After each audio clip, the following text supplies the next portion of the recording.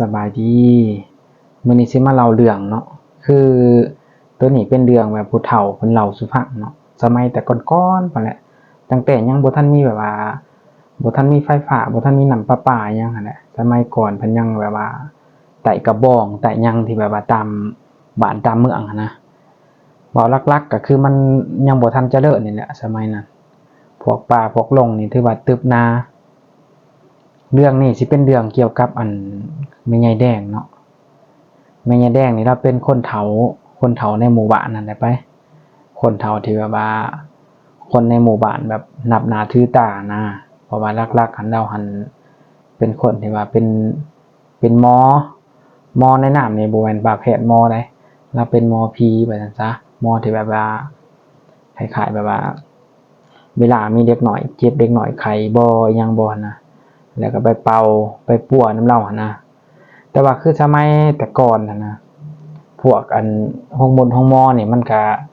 ถามว่ามีบ่ก็มีแต่ว่ามันอยู่ใกล้อยู่ในเมืองพุ่นว่าซั่นซะเพราะว่าสมัยนั้นรถล้างพาหนะนี่มันก็ยังบ่ทันเจริญยังบ่มีเลยว่าซั่นซะมีแต่รถไกไม้ทอนใหญ่ๆพุ่นน่ะคันเทื่อนใดมีรถถีบเนี่ยก็ถือว่าเป็นครอบครัวที่แบบว่าร่ำรวยแล้วไปคือแม่ใหญ่แดงนี่ตอนเรายังบ่ทันเฒ่าแห้งนี่ก็ใช้ชีวิตปกติมีคนนำหน้าถือตาเนาะเราหันก็มีลูกชายคนนึงลูกชายก็ถือว่าเราหันฮักฮอมหั่นแหละเลี้ยงมาแต่น้อย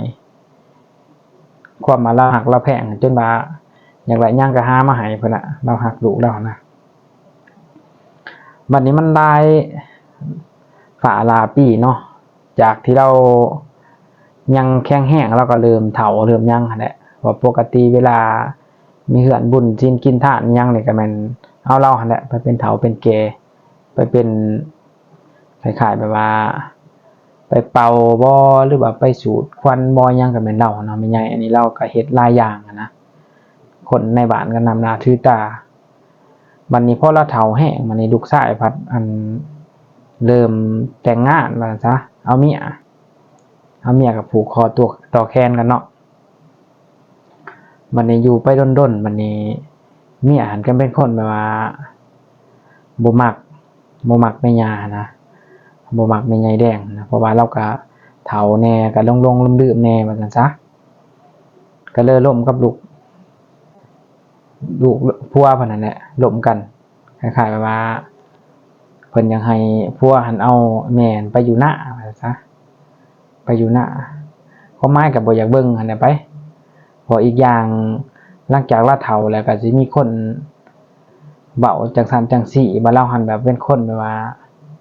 บ่คือเก่าว่าซั่นซะแนวเราเป็นคนห้ามคนเฮียนวิชาอาคมอิหยังหั่นนะคือว่าเราเฒ่าแล้วเราคุมมีวิชาหยังเราบ่ได้ว่าซั่นซะก็ไปเว้ากับผัวสาหวานก็ซุบซิบหาว่าเราเป็นปอบว่าซั่นซะคล้ายๆมีเด็กน้อยไข้แน่แล้วก็เสียชีวิตหยังแน่ในช่วงนั้นเนาะก็บังเอิญกับว่าเมียก็เว้าแน่บัดนี้ผัวก็บัดเชื่อเมียอีกสินะก็เลยตัดสินใจผัวกับเมียเอาเราไปปาไว้หน้าก็ใกล้เติบนั่นแหละเพราะว่าเราก็เฒ่าแน่เนาะเอาไปปาไว้ก็เฮ็ดเถียงหน้าและแปลงดีๆให้เราอยู่เราก็อยู่แล้วคนเฒ่าเนาะคล้ายๆแบบว่ามีหยังดีๆแล้วก็ออกบ่ได้นะก็ซักเว้าง่ายๆก็ซ้ำว่าคั่งละไว้นะไปคั่งละไว้แล้วก็ไปส่งเขาบางมื้อก็ได้ไปส่งบางมื้อก็บ่ได้ไปบางมื้อก็เฮ็ดนั่นเฮ็ดนี่ก็ดื้อแน่นอนมันแบบว่ามันหลายฝ่าหลายปีแน่นะบัดนี้จนอยู่ไปแล้วบัดนี้อยู่ไปบัดนี้ก็จนมามีอาหารถือผ้าก็จนมาหลายเดือนเนาะหลายเดือนก็จนเกิดลูกบัดนี้ผัวก็ห่วงนำแบบเบียกเฮือนเบียกซ่านแน่เนาะบางมื้อก็แบบว่าลืมไปส่งเขาแม่แล้วก็จนจ่อยจนพร้อมแหละก็บังเอิญก็อันสิมีแบบว่านี่หน่อยบ่หรือว่าจั่วหน่อยนะเพิ่นไปเห็นกับเพิ่นก็เอาเขาไปส่งเอาเขาไปให้คนมาจังหันจังเพศก็แบ่งไปให้นอนได้ว่าเพิ่นก็อีต้นว่าซั่นซะจั่วหน่อยก็เอาเขาไปให้แน่แล้วก็ ได้กินแน่บ่ได้กินแน่หั่นแหละบัดนี้ก็เกิดดุแล้วบัดนี้เกิดดุแล้วอยู่กำบัดนี้เมียหันก็คือว่าเห็นแม่ใหญ่แดงหั่นว่าซะเห็นแม่ใหญ่แดงหันมายืนแถวปองเอี่ยมแถวหยังหั่นนะเห็นบัดนี้ มันก็เป็นแบบดอนๆเลยหั่นนะเห็นบางมื้อก็เห็นดุก็ให้แน่หยังแน่สินะเพิ่นก็ย้านแหละเพิ่นย้านว่าแม่ใหญ่แดงแนวชาวบ้านก็หาว่าเราเป็นปอบอิหยังหั่นนะหาแบบเราเป็นปอบเป็นหยังก็ย้านก็จนเอาหมุดเอามอมาเป่าหั่นน่ะนะมันนี่ก็รู้สึกว่าหลังจากอยู่ครบกำหนดแล้วเพิ่นก็ออกกรรมนะออกกรรมบัดนี้เนี่ยเพิ่นนั่นก็จ้อยเด้แหละจ้อยแบบคือคนแบบว่าคล้ายๆคือคนถือครองถือหยังหั่นนะเพิ่นก็คิดว่าเอ้าเป็นจังได๋เมียกูนี่มันเป็นหยังสินะมันได้ตื่มกระดูกให้หยังหั่นนะฟันแน่ติดต่อกันบ่เห็นแม่ใหญ่แดงหั่นมาเฮือนมาปองเอี่ยมอิหยังหั่นนะอยู่แถวปองเอี่ยมมันแนมไปก็ช่องเห็นว่าซั่นบัดนี้เมียเพิ่นก็ร้อนเลยเห็นตลอดบัดนี้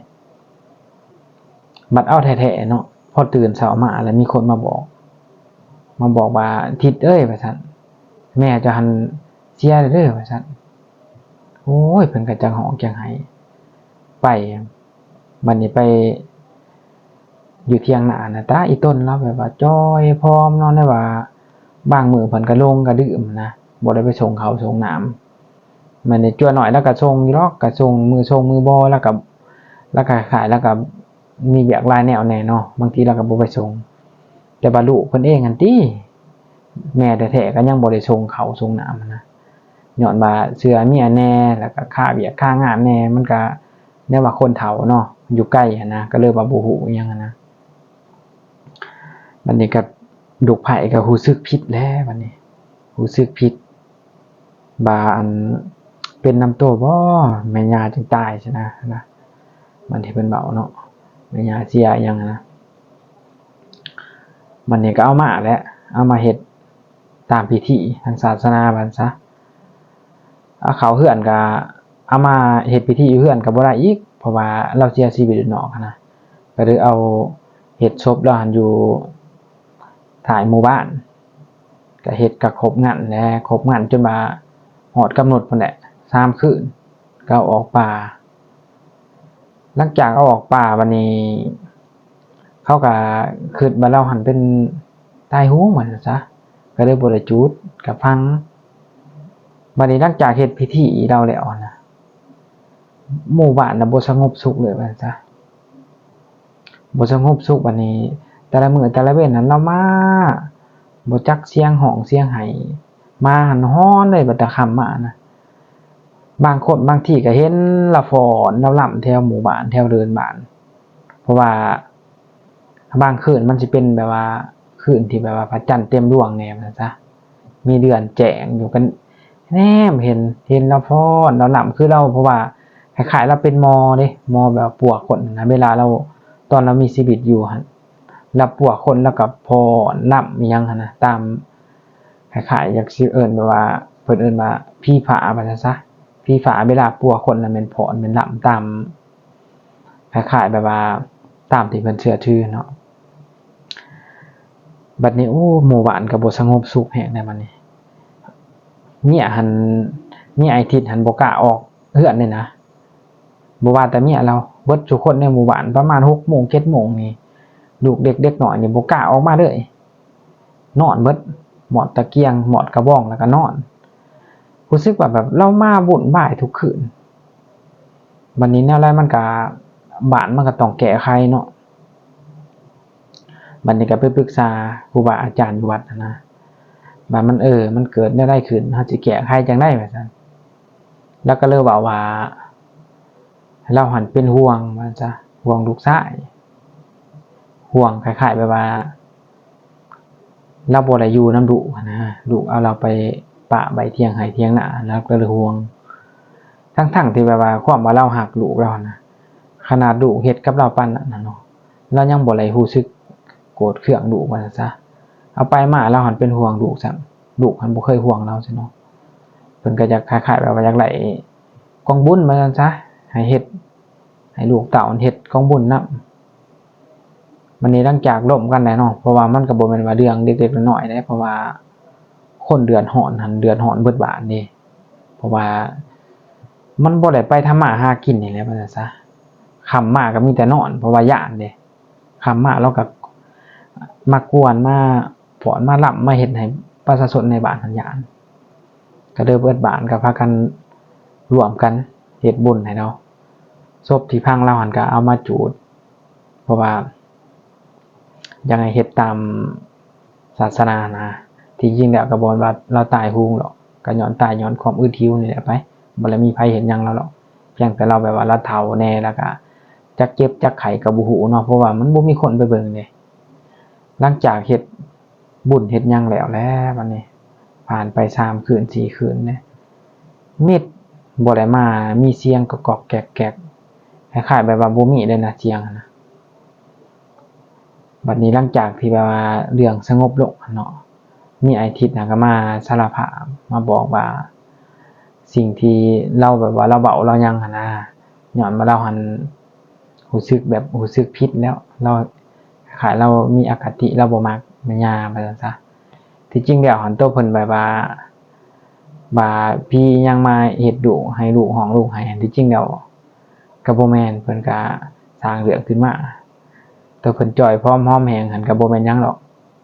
เพิ่นไปกินของพิษกรรมว่าซั่นซะบ่อยากบอกผัวย้านผัวหายก็เลยแบบว่ากบเกลื่อนไปเว้าเรื่องนั้นแม่ใหญ่แดงหั่นผัวก็แบบรู้สึกผิดว่าซั่นซะคล้ายๆแบบไปเชื่อเมียหลายกว่าความรู้สึกตัวเองหั่นนะทั้งๆที่แบบว่าแม่ตัวเองก็เฒ่าแก่แต่แบบว่าบ่ได้เบิ่งได้แยงปานนั้นนะแต่มันว่าถึงสิรู้สึกผิดส่ำใดมันก็แก้ไขบ่ได้มันก็จำเป็นแหละเพราะว่าตัวเองก็ได้เฮ็ดไปแล้วนะหลังจากนั้นเรื่องราวก็สงบสุขเนาะคนในหมู่บ้านก็ออกหาอยู่หากินได้ตามใจหั่นน่ะว่าซั่นซะบ่มีเรื่องมากวนแล้วบัดนี้ลูกชายก็อาทิตย์หันก็ตัดสินใจว่าซั่นซะตอบแทนบุญคุณแม่ก็เลยว่า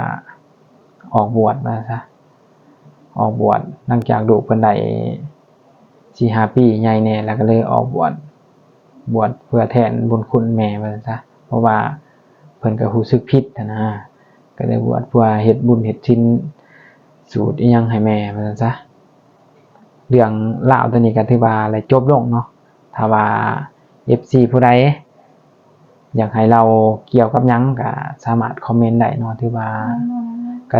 มันเป็นเรื่องหนึ่งที่แบบว่าเฮาอยากเล่าให้ฟังเนาะบางคนก็อาจสิเคยได้ฟังบ่หรือว่า